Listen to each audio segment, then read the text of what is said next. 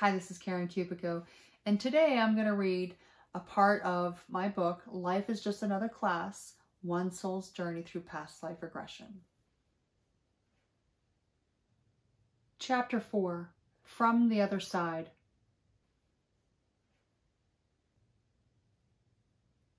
Angels, spirit guides, loved ones, and others help us from the spirit world. We often do not easily see or hear greetings or acknowledgements from the other side, but our loved ones are there, whispering ideas in our ears. You know what I mean, those times when you get some meaningful random thoughts out of the blue? That's the angels speaking to us. They try to communicate with us by sending love, messages, and more. When I work through a past lifetime during a regression, I nearly always experience the death part of that lifetime. At this point in the regression, I have the opportunity to see my spirit guides, angels, deceased loved ones, and more.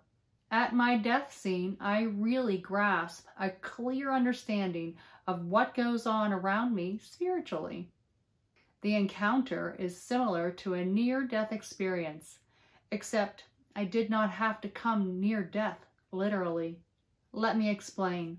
Once I have remembered my death in a past life, the first thing that comes into my awareness is that I'm still alive, in spirit.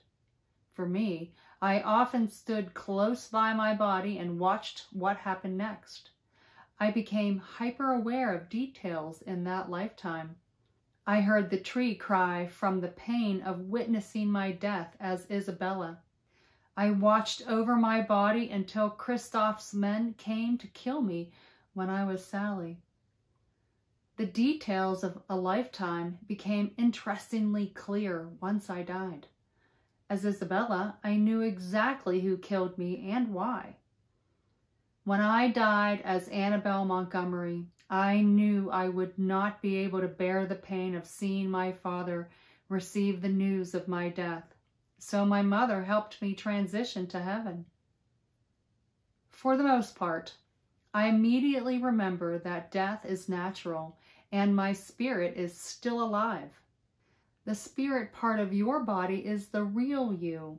The circle of life here on earth includes death, but in heaven, we are always alive. Your real life is in heaven. Earth is just a classroom. In nearly every one of my past lives included in this book, I became aware of the nature of our true spirit selves after re-experiencing death. As Alina, I frequently visit with my spirit guide, Lena. In fact, during the regression, she popped in to help me around the classroom where I had taught meditation classes as Alina. Lena stood alongside of me while I walked around the room preparing for a class. Communication with the spirit guide seems very natural. We did not have a spoken aloud conversation, but a more telepathic one. After a few hours into teaching my heart chakra meditation class as Alina, the students and I saw our spirit guides and angels surrounding the circle we formed to help spread love. I believe our angels and spirit guides stay around us all the time, even though we cannot physically see them. Surprisingly, while writing this chapter, specifically when I wrote those last two sentences above about seeing angels, my computer froze for well over a minute. My computer at that time would sometimes do this while it automatically checked email online, but I did not have the internet or my email open or running at that time.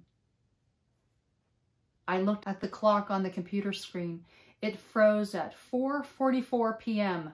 The number 444 means that angels surround you.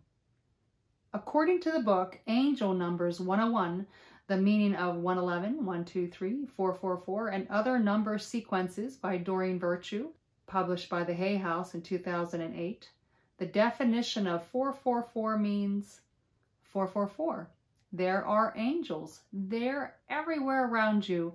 You are completely loved, supported, and guided by many heavenly beings, and you have nothing to fear. I cried. My angels gave me an extremely clear message. Our angels and spirit guides are always lovingly around us. Always. Anytime. I am not sure why I was so surprised, except for the fact that I had just learned what this sequence of numbers meant. When a friend told me she used Doreen Virtue's Angel Numbers 101 app to look up number meanings, I told her to do a search for 444 since I had been seeing it several times a day in the weeks prior. We looked it up and found this very meaningful definition. Before I knew about Doreen's book, I thought seeing 444 was an interesting coincidence. Everything happens for a reason. In spirit after death, we can easily see our guides and garner higher knowledge from that lifetime. As Gertie, I transitioned to heaven together with my children. As Hodges and Kyung-hun, I go back to check on my tribe or family to make sure they are okay. As Ujiwa, I communicate in spirit to a man in our tribe. Then, after I transition to heaven, I watch over the son I left behind. I was there for him when he died and helped him transition to heaven. As Rosalina, I realize death becomes the only honorable way out of the binding contract with Marcus. When I said the words binding contract during the regression, I knew I did not mean the arranged marriage contract. I knew I meant the contract I made with Marcus on a spiritual level prior to incarnating with him. We agreed to learn a life lesson together. Sally saw the light when it was her true time to leave this life. As Howard, I felt so alone the weeks before my death. When I instantly saw my spirit guide Lena waiting for me as I left my body, I felt relieved. Once I saw and recognized her, I knew immediately that she had never left me alone in my life. She said she stayed with me as I slid down the mountainside. It is such a relief to realize this. I can feel her love pouring over me as she helps me transition into heaven. As Isabella, my physical body stays alive during the final beating, but I do not feel anything since I disconnected from it. Why endure the pain if I knew physical death drew near? It felt odd standing there watching my body die, but my spirit knew better. Releasing from my body prevented further energetic damage to my aura and soul. Annabelle Georges was not prepared to die that day. My only solace was when Rosie sees my ghost floating over my body on the staircase as I go into the light. Our eyes locked as I floated away from my body, calming my daughter. When I fell as Annabelle Montgomery out of the hayloft doors, my spirit immediately jumped out of my body upon impact with the ground. I could see everything happening, even through the darkness. I knew the cause of my death at that moment. While Anna Rosenstiel, the flood came as a complete surprise. In spirit, I saw and felt everything happening around me under the water. When I see my daughter's spirit, I am elated. We recognize that we are old friends. We have been together a very long time and have died together before. We hold hands as we go towards the light. As Annabelle Duster, I saw and spoke to my mother just after she died. She said it would be hard for a few months, but I had to be strong for my father. My mother knew I would die soon, but did not tell me. I did catch polio. As I neared death, I saw glimpses of her. I died peacefully in the same exact spot where my mother had died months earlier. My mother was waiting there for me when I died.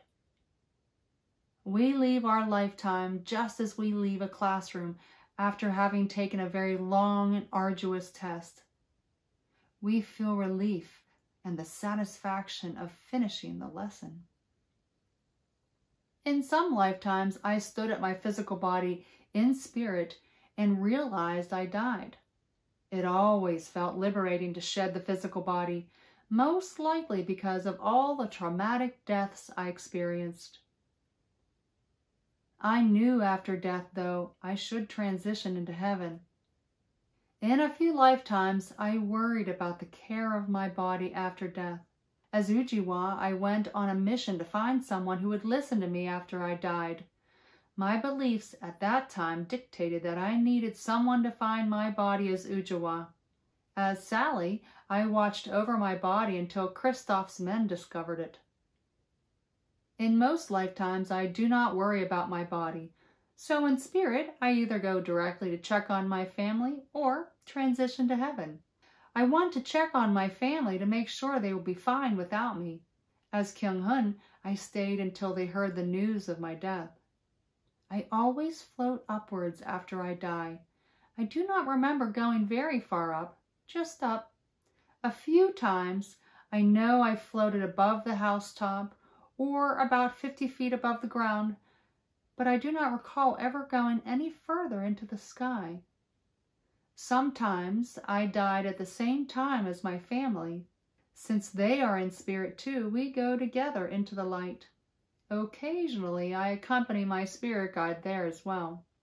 This extraordinarily brilliant light seems to come out of nowhere, but always appears to the right of where I stand. It is as if a hallway opens up for us to walk into a brightly lit area. I felt pulled or drawn toward the brightest part of the light. I often see spirit guides or loved ones waiting for me in this area. This light radiates unconditional love out towards us, since it is the passageway into heaven. It does not matter how many times I have seen the light, I become filled with awe each time I see it. There is nothing hard about walking into the light. It is the same as walking into another room in an ordinary house. What is the only requirement? You have to be ready to leave the constraints of earth. After all, God gave us free will. While still alive on earth in our physical bodies, we try desperately to prevent death. It seems like such a huge hurdle. Once dead, paradoxically, it is effortless to transition into heaven. Re-experiencing a past life is similar to having a near-death experience, except for one thing. You do not have to really put your life near death to experience heaven. Many people who experience a true near-death experience usually have a profound spiritual encounter with heaven. Their lives have changed since their experience. My life has definitely changed for the better since I started working with past life regression. Heaven is easier to access than most people dare to think. The world would be a nicer place if each person realized he or she could experience heaven without actually dying. I believe that spirituality would increase because the deep spiritual knowing that can occur during a past life regression. It seems as though the more you delve into your past lives, the deeper your spiritual knowing expands. Heaven is so close to you after you re-experience a death from a past life. Repeatedly, my life lesson is that we are there for our loved ones in life as well as after death. It is hard to comprehend since we are so conditioned in our current lifetime to believe that when someone dies, you no longer can communicate with them. We think they're too busy, it's too hard, it's not socially acceptable, etc. I have been in spirit and watched over my loved ones. I definitely watched over them during an illness and upon their death. In addition, I saw my spirit guides and my loved ones in spirit upon my own death. For me, seeing is believing. I saw others waiting for me after I died. My spirit guide, angels, loved ones. There is no doubt in my mind that they are there for us while we are alive. They are definitely watching over me. I unquestionably came back to watch over my loved ones once I died. I have a theory that we visit our parents in spirit before we are born. I think we somehow inspire them to give us a certain name. I have had 4 lifetimes where my first name has Anna in it. It was Annabelle 3 different times, and I was Anna once. My middle name, current life, that makes 5, is Anne. I have another example. My first name was Rosalina in one lifetime, and then 300 years later, my middle name was Rosalina. In my current lifetime, I have also had contact with the other side. I have seen and heard ghosts in my house. I saw my grandparents, who both passed away during my pregnancy with my son, at the foot of my hospital bed after I gave birth to him. I saw my daughter be held lovingly by my deceased grandfather when she was 4 months old.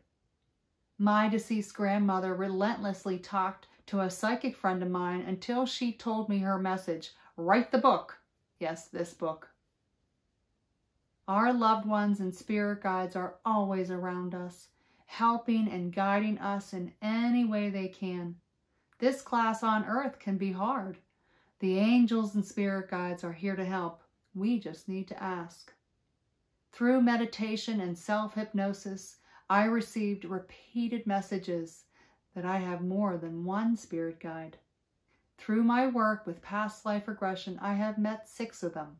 During one meditation, I asked, "How many lifetimes have I had, and is it always with the same group of spirit guides?"